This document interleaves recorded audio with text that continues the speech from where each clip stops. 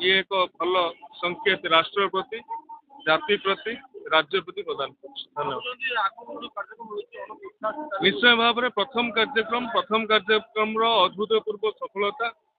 जो श्रीराम महायज्ञ समितिर नगर संकीर्तन सारा भारत वर्ष रे स्वतंत्र स्थान लाभ करछि ताहा अभूतपूर्व हम यही अवसर में समस्त को निवेदन करी समस्ते भक्ति भाव सहित श्रृंखलित भाव में ये संपूर्ण कार्यक्रम में जोगदान श्रीराम महायज्ञ समितिर प्रथम कार्यक्रम प्रभु श्रीराम आदर्श रे तल्लीन होगी युवपीढ़ी सकाळु सकाळु रास्ता को आसी था यार ना मातृभूमि गणदौड़ ये मातृभूमि गणदौड़ राष्ट्रवाद झंकार युवपीढ़ी मान भितर जागृत करे एभली एक विशाल भव्य एवं अभिनव कार्यक्रम रे सामिल है निजक मु धन्य मन करि एवं भद्रक जिलार कोण अनुकोण आज युव शक्ति माने सामिल होती।